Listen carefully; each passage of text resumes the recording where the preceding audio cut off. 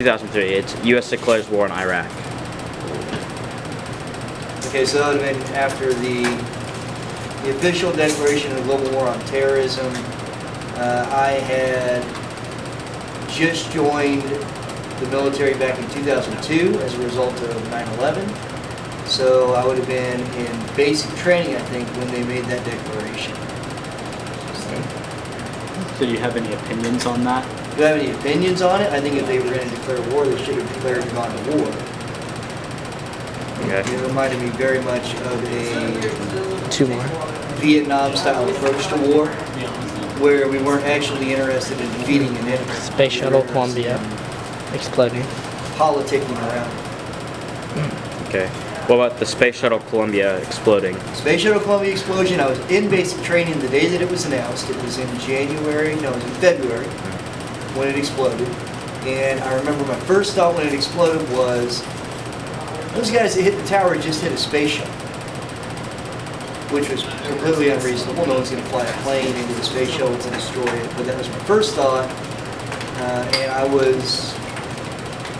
it wasn't as emotional as it was when the Challenger exploded in 1986, but it was still the weapons of mass destruction. Yeah. I don't know, you act off of the intelligence that you have at the time. So, hindsight's 2020. I don't think that weapons of mass destruction was a reason to have to try to go to war in Iraq. We were on a mission to take out terrorism across the country, and Iraq was a sponsor of that terrorism. So I think weapons of mass destruction was what's called a red herring. Yeah, one more. What about Hurricane Katrina? Oh boy. You saw Hurricane Katrina coming. You knew that they were trying to evacuate you ahead of Hurricane Katrina, and you didn't listen. So there was a lot of money that was spent getting a lot of people out that could have been safely evacuated beforehand. I think that there are a lot of people that put too much responsibility on the government to protect them from natural disasters. I love this whole thing in Hawaii right now where people are asking the government, what are you going to do about this? It's a volcano. We're going to watch it erupt. Right? It's a hurricane. What do you want us to do? Right? And yes, they tried to build levees that maybe they went back and said, we could have done this better. But I think for a natural disaster like that, it is unfortunate to see people go through what they end up going through as a result of losing things in family members. When it's preventable, you really have to question the wisdom in their decisions. I'm going to stay at my house because this is where I live. Okay, it's where you're probably going to die. So, again, it was a horrible natural disaster to happen to this country. It cost a lot of money for us to fix, and it cost lives that I don't think necessarily needed to be lost. Some people died, and there wasn't anything that could be done about it. So, could it have been handled better? By everybody.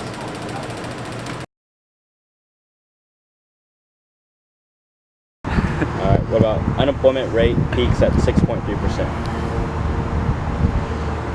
Definitely a tough time in our nation's history, but one that we've battled through some perseverance. Now, experiences of better times. All right. The Cedar Fire in California. The Cedar Fire in California. How many acres did that mean? It was 215. 215 acres? Yeah. Well, we have to understand, as a biologist, I understand that it's certainly necessary sometimes for forest fires to happen in order for ecological succession to take place, therefore maintaining biodiversity. The Freedom Construction buildings. Say again? The Freedom Tower, the Twin Towers, where it is now. Yeah. Oh, so the monuments that replaced the once business capitals in New York City. Yeah, I think it's a great tribute to all those who lost their lives in such a devastating impact on our country. The Mouse at the Palace. The Mouse at the Palace? I don't care about the NBA whatsoever. And the last one is George W. Bush admits to making Eve's drooling program after 9/11. He's drooling or Dropping. dropping? Dropping. It says drooling.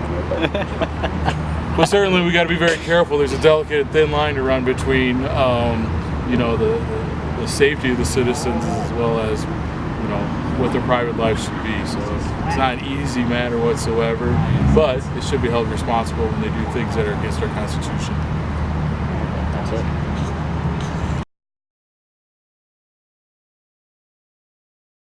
So what do you think about the Oklahoma bombing with Terry Nichols?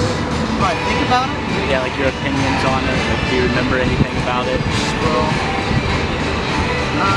it was one of the first times I remember a bomb killing that many people in the United States. And at that point in time, I don't really know too much about terrorism, but that was an American who did it, which I just found that hard to believe that somebody would do that to their fellow man. Okay, and then what about the Boston Red Sox win their first World Series since 1918? Gotcha. So, the Curse of the Bambino. You guys know what that is? Yeah. All right. So, anyway, what year was that again? Was it 2000 what? 3 or 4? 2003 or 4. I think everybody was a Red Sox fan that year during the series because they wanted them to win. And so since then, their team's been great. So it's wonderful. I don't know much about that either. About the Patriots beating the Eagles and what is that? The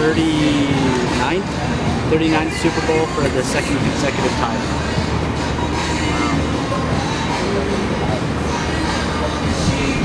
I think it was the start of a dynasty for the Patriots. Unfortunately. Right, and then what about Lucas Oil Stadium being announced? Being announced? Yeah, like the building.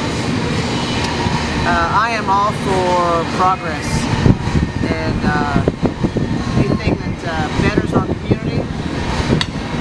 I'm all about that. I don't mind paying taxes for things like that.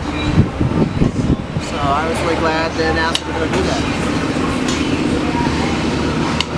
One more? Or is that all? I think that's it. Up by 50 Cent. In the club.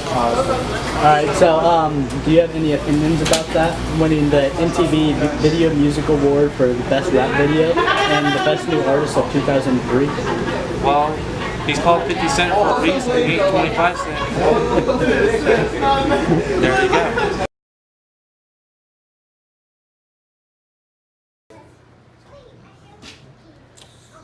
Okay, so what was it like when sky marshals were introduced to airports?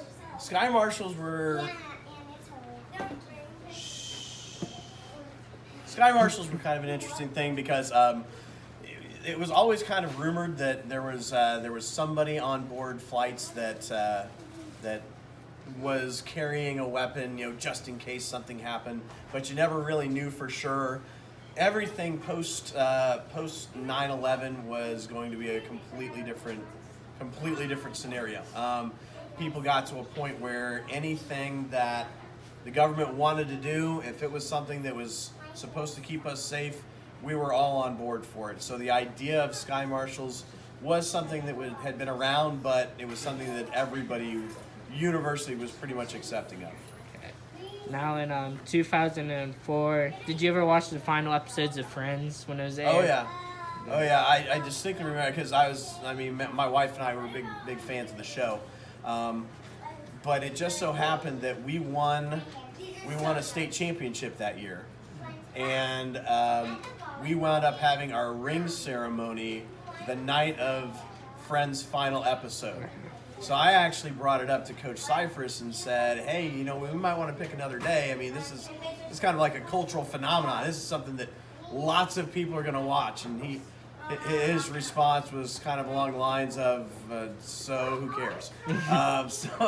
So we wound up, I actually wound up having to miss it. We recorded it and I had to watch it after the fact. My wife watched it without me, but yeah, I did see it. I was sad to see it go. It was a fantastic show, but it was probably the right time. Okay, now 2005, as an NHL fan, like, what were your reactions to the NHL lockout that year? I understood it from the because of the financials. It was the reason why it was happening.